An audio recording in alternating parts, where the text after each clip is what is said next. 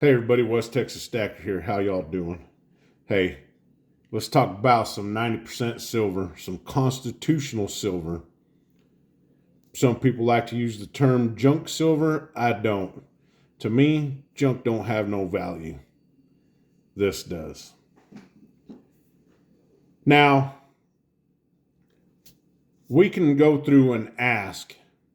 Actually, why don't y'all leave it in the comments? What is your most favorite constitutional silver to stack? All right. I guarantee 95% of everybody that's going to answer this question, and hopefully we get quite a few, they're going to say mercury dimes, right? Everybody loves mercury dimes, correct? I mean, I love them. I got more mercury dimes than I do anything else as far as 90% constitutional silver. But everybody loves mercury dimes. You know, anybody you talk to. And we generally don't care if they're a little dirty like that, a little worn, a little slick. I mean, it doesn't really matter to us because we're going to pick them up anyways, right? I love these little things. But what about quarters? How come nobody ever really talks about quarters? I mean, it's 90%. Sure, you can get your standing liberties like this. That's a 1925. You can barely make the date out on it. You can see the stars are on each side. But it's slicker, so you're not going to get quite the silver weight to it as you would. Whoops.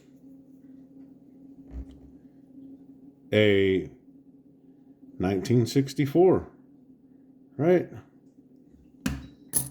I believe most of these are probably 64s. Oh, look at that one. Then, of course, you have your proof state quarters. I pulled these out of the quarter bin at the LCS. And I believe most of these proof state quarters are 3/9s. 3/9s fine silver. I got a few. San Francisco Mint. But quarters, to me, I feels like quarters don't really get the respect they deserve as far as being in the stack. And I think they're just as important. Everybody apparently plans to barter with dimes and mercury dimes only, right? Oh, look, there's a 1944. Oh, that quarter's in fairly decent shape for oh, I'm sorry. I need my glasses. That's 64.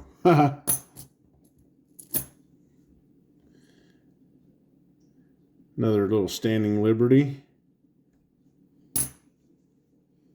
But apparently, like I was saying, apparently everybody plans on bartering with dimes. And if that's the case, then how come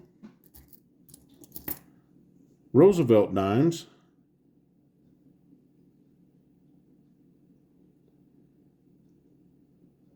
don't get as much love as the mercury dimes? They really don't. And I think it's because people say that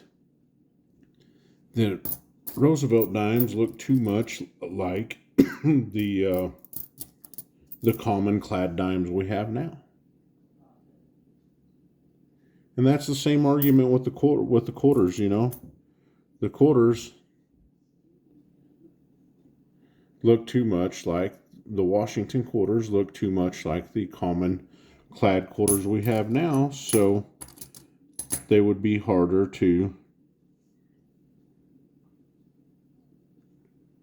to barter with.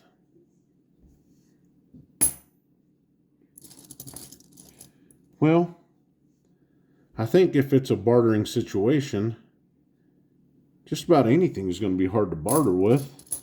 I mean, if somebody else doesn't find it useful, then, or useful to them, then they're not going to want to barter, they're not going to want to trade.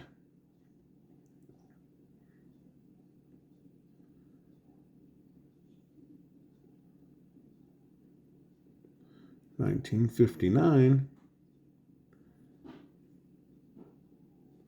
I just don't believe that quarters get as much love as they should in the stacker community. Look at this quarter. Man, oh man.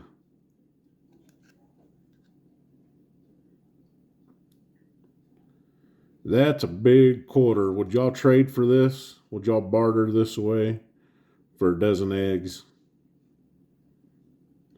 I just wanted to shed a little light on quarters. Quarters, the red-headed child of the constitutional silver. Nobody talks about them. Nobody really wants them. Well, we want them. We just don't talk about them.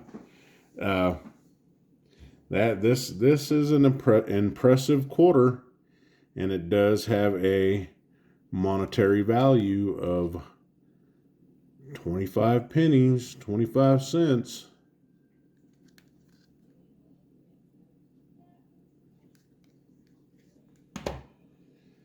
The other ones that I won't get into today is $50, the Walking Liberty $50, or the Benjamin Franklin $50, or the John F. Kennedy $50. And for the same reason, I mean, there's, of course, the older the coin, the more wear it's going to have on it. So,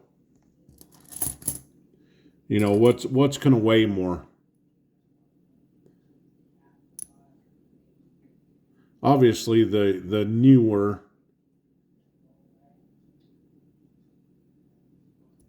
quarter is going to weigh more than the slicker one. And it's the same thing with the dimes and the $50. I just feel like quarters need more love. Even the big ones. Semper Fi, God bless everybody. Have a great week. Have a great day. Wake up, positive vibes. Semper Fi, God bless. Keep stacking and live life to the fullest.